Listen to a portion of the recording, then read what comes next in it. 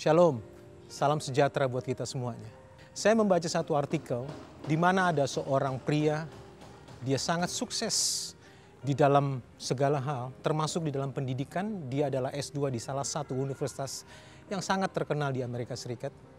Dan dia bisa menjadi pegawai yang sangat sukses juga. Penghasilannya cukup tinggi sehingga dia mampu untuk membeli rumah yang mewah dan juga mobil yang mewah. Dia tinggal bersama dengan istri dan anak-anaknya. Suatu ketika terjadi krisis ekonomi sehingga dia kehilangan pekerjaan. Singkat cerita dia bangkrut dan kehilangan semuanya hartanya. Akhirnya dia mengambil keputusan satu keluarga untuk bunuh diri. Si suami menembaki istrinya, lalu anak-anaknya, dan terakhir dia menembaki diri sendiri. Tragis. Di satu sisi saya melihat bahwa banyak artis-artis, termasuk artis Korea, Hollywood, bahkan Bollywood, mereka di puncak kesuksesan mereka. Mereka kaya, mereka nggak miskin seperti yang tadi pria tersebut, tetapi di puncak kejayaan mereka, ujung-ujungnya mereka juga bunuh diri. Alasannya singkat, depresi.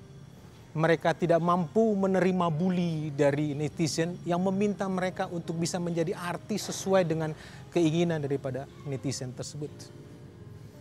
Jadi ada dua hal yang kita bisa melihat. Ada orang yang tidak bisa menghadapi kegagalan karena dia jatuh miskin. Tapi ada orang juga yang tidak bisa menghadapi kegagalan walaupun dia di puncak kejayaannya dan dia memiliki kekayaan yang cukup. Kebanyakan dari kita dididik untuk sukses tanpa mempersiapkan untuk menghadapi kegagalan. Bagi dunia kalau kita gagal, jalan pintas yang paling bagus adalah bunuh diri. Dan itu dipertontonkan oleh artis-artis. Dan saya sangat percaya itu mungkin lambat laun tertanam di dalam generasi anak muda kita. Kita bisa melihat banyak sekali di sosial media. Tapi ada ayat berkata seperti ini. Roma 12 ayat yang kedua, janganlah kamu menjadi serupa dengan dunia ini, tetapi berubahlah oleh pembaruan budimu, sehingga kamu dapat membedakan manakah kehendak Allah, apa yang baik, yang berkenan kepada Allah, dan yang sempurna. Kalau dunia mengajarkan kepada kita hal-hal yang negatif, maka Tuhan berkata jangan serupa. Kita harus berubah cara berpikir dan bertindak sesuai dengan kehendak Tuhan. Saya mau berpesan kepada setiap orang tua. Mari kita berubah di dalam mengajari anak-anak kita. Karena itu adalah generasi-generasi muda kita.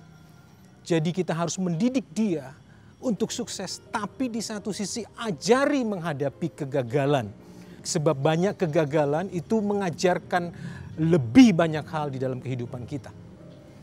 Ajarkan tentang kehidupan mengandalkan Tuhan supaya kelak dalam setiap kegagalan mereka bisa melewatinya dan mereka bisa melewati setiap lembah kekelaman mereka. Bagaimana caranya? Saya mau berpesan begini, ibu-ibu atau orang tua, hari-hari ini dampingi anak-anak kita. Mungkin mereka gagal di dalam pelajaran, nilai mereka buruk. Dampingi mereka. Supaya mereka mengerti di dalam kegagalan ada orang yang mendampingi, ada orang tua. Justru saya melihat di dalam pandemi sekarang ini banyak orang tua yang mengeluh, mengajarin anak-anaknya. Inilah yang terbaik. Kita memberikan nilai-nilai positif buat anak-anak kita di dalam mendidik mereka. Dampingi anak-anak kita waktu mereka dibully, waktu mereka dimusuhi, bahkan waktu mereka mungkin dipukuli. Dampingi mereka supaya tidak ada luka di dalam hati mereka. Dan ajarkan hal yang baik. Sehingga mereka mengerti waktu mereka dibully, mereka gagal, mereka tahu bagaimana mereka melewati hari-hari mereka. Ajari anak-anak remaja kita, mungkin mereka gagal di dalam berpacaran.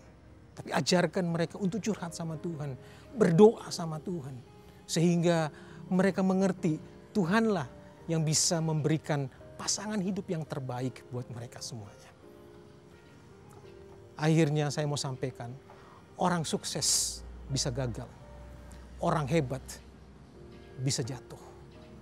Orang cerdas bisa salah. Orang kaya bisa miskin. orang kuat bisa kalah. Tapi orang yang mengandalkan Tuhan sangat diberkati dan akan menjadi pemenang. Mari kita berdoa bersama-sama. Kami bersyukur karena kami mengerti banyak hal di dalam kehidupan kami. Khususnya di dalam menghadapi kegagalan. Tuhan tuntun kami bukan hanya sekedar mengerti bagaimana mengenai kegagalan tersebut, tapi jadikan kami untuk bisa menjadi pelaku-pelaku firman-Mu, melakukan sesuai dengan kehendak Tuhan. Terima kasih Tuhan untuk kami mengerti akan semuanya ini. Di dalam nama Tuhan Yesus kami berdoa dan mengucap syukur. Haleluya Tuhan. Amin.